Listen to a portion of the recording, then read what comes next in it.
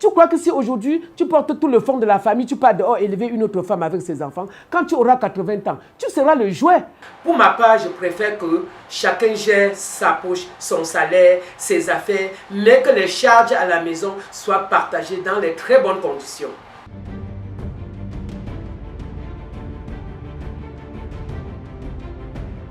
Bonjour à tout le monde. Bonjour à tout le monde entier. Bonjour à tous ceux qui m'écoutent chaque jour.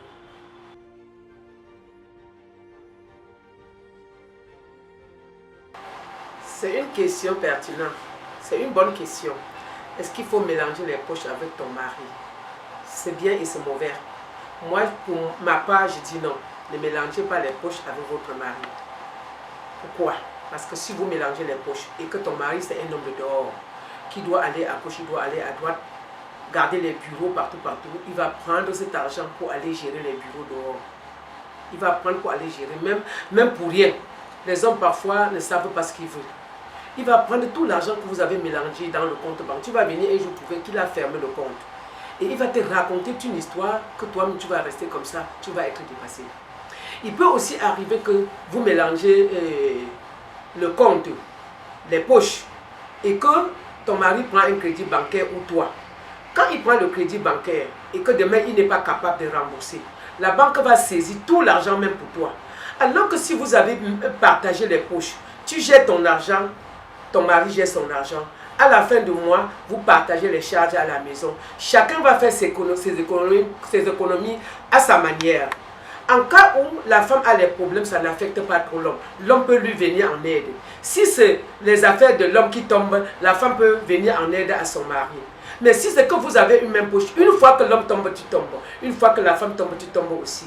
Pour ma part, je préfère que chacun gère sa poche, son salaire, ses affaires, mais que les charges à la maison soient partagées dans les très bonnes conditions.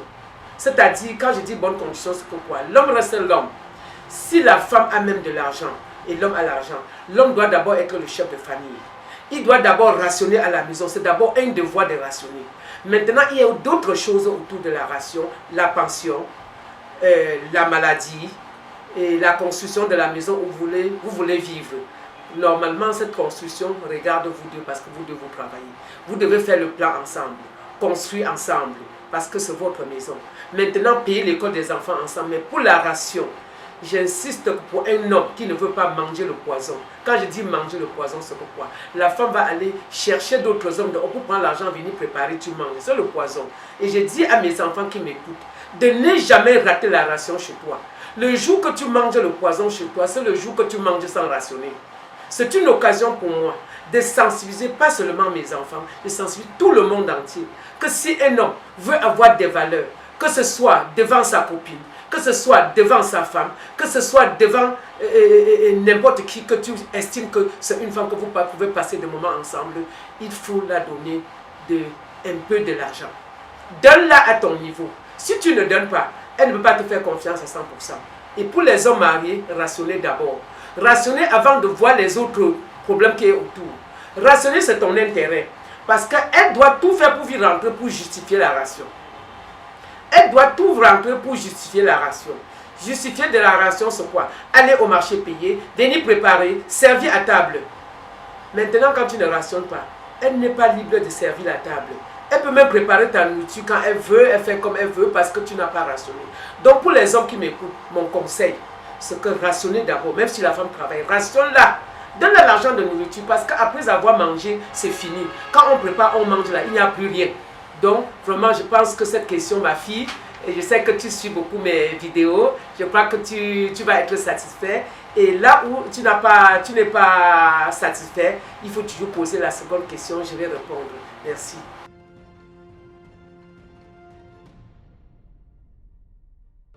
Comment garder l'équilibre de foyer quand la femme a plus d'argent que son homme?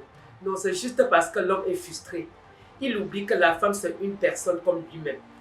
L'homme peut avoir beaucoup d'argent, comme la femme peut avoir beaucoup d'argent. C'est Dieu qui donne. Vous pouvez sortir le matin, vous touchez le même salaire.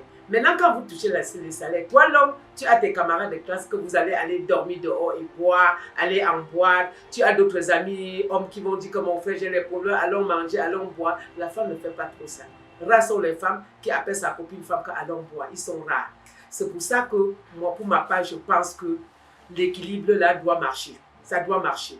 Si la femme a de l'argent, l'homme, tu ne dois pas te frustrer. Tu dois l'encadrer. Tu dois l'encadrer. Tu dois prendre ta responsabilité en main.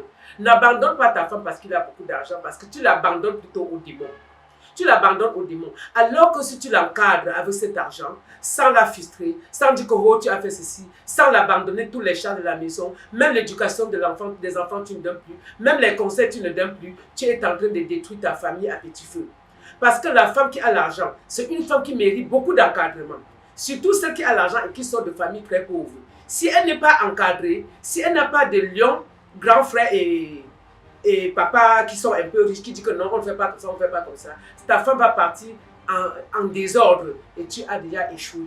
Parce qu'à cause du fait qu'elle a l'argent plus que toi, tu es frustré, tu deviens aigri, tu commences à être jaloux de ta propre femme. Tu ne regardes pas ce qu'elle fait avec cet argent pour tes enfants. Au lieu de dire que maman, comme tu as l'argent pour que moi là, je pense qu'on peut faire comme ça pour notre enfant. Je pense qu'on peut envoyer l'enfant ici. Je pense qu'on peut construire notre maison, on peut arranger notre chambre comme ça. Tu es là, tu es jaloux, tu es frustré, tu souffres pourquoi?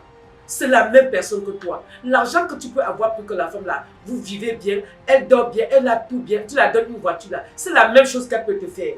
Mais c'est toi qui es frustré. C'est toi qui ne la donnes pas les opportunités. C'est toi qui la déstabilise dans le cerveau. C'est toi qui dis que sans toi, sa vie s'arrête. Parce qu'elle a l'argent. Comme elle a l'argent, tu vas l'abandonner et elle devient autre chose. Tu ne peux plus maîtriser.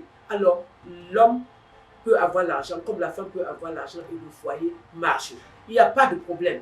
Et l'homme peut te dire à sa femme que s'il te plaît, donne-moi les clés de ta voiture, je vais aller à une réunion. La femme va te donner les clés, mais ne rentre pas quand le carburant est déjà sec, tu gares sans compléter. C'est une erreur.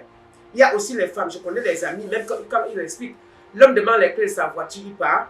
Quand il rentre, la voiture est vide, il gagne. Non, c'est pas bien. C'est pas parce qu'elle a l'argent que tu vas prendre sa voiture avec le carburant, tu pars, tu rentres, tu ne remplaces pas. Ce n'est pas bien. C'est une femme vraie. Il y a encore des femmes vraies dehors. Et ils sont prêts à vous soutenir parce que vous êtes leurs enfants. Vous là, qui sont leurs maris, qui est leurs enfants, vous êtes d'abord leurs enfants. Vous êtes les enfants, vous êtes nés d'une mère, d'une femme. Et ce que ta femme te demande, c'est ce que ta mère demande à son père. Ça veut dire que tu dois écouter ta femme. Tu dois coopérer. Tu ne dois pas dire que parce qu'elle a beaucoup d'argent, tu l'abandonnes, tu fais comme si... Tu crois que si aujourd'hui, tu portes tout le fond de la famille, tu pars dehors élever une autre femme avec ses enfants, quand tu auras 80 ans, tu seras le jouet. Parce que la première femme va dire que va chez ta bordel. La bordel va te chasser parce qu'il n'y a aucune femme dehors, aucun deuxième bureau qui peut vivre avec toi jusqu'au 6 heures. Il ne veut même pas. Hein. Ne pense pas quand il dit que Dieu est un peu là, il t'aime. Quand il dit que Dieu encore jusqu'à 23 heures, c'est juste pour te déstabiliser le cerveau. Elle veut que tu pars vite et elle dort. Et elle a peur que tu dors pendant 5 jours sur ceci. Parce que si tu fais déjà 5 ans avec elle, vous allez vous gâter. C'est pour ça qu'en 30 minutes que tu viens rester là-bas, vous ne pouvez jamais vous gâter. Vous ne pouvez pas. Donc, arrêtez en allant chercher peut-être une autre femme ou ce que vous appelez deuxième bureau, vous détruisez le derrière. Pour aller devant, il faut regarder où tu sors. Parce que lorsque tu détruis ta première femme pour aller chercher une autre femme, je reprends, aucune de ces femmes ne veut que tu dors avec lui du 1er au 31. Elle peut choisir un week-end, après il dit que tu pars. Mais dis que tu restes avec lui sur le même toit 5 ans. Vas-y tenter la chance. Je dis à toi qui m'écoutes. Va tenter la chance. Tu fais 5 ans sur le même toit. Avec cette femme que tu as abandonné ta femme et les enfants pour aller là-bas. Va dormir là-bas sur ce ciment 5 ans. Parce que pendant 6 mois, ta femme va s'habituer à vivre avec ses enfants sans toi. Après 5 ans maintenant, tu vas revenir avec la honte. Mais si tu es milliardaire, tu peux rester là-bas parce que tu as l'argent. Malheur à toi que l'argent finit. Change. Change ton comportement parce que je sais de quoi je parle.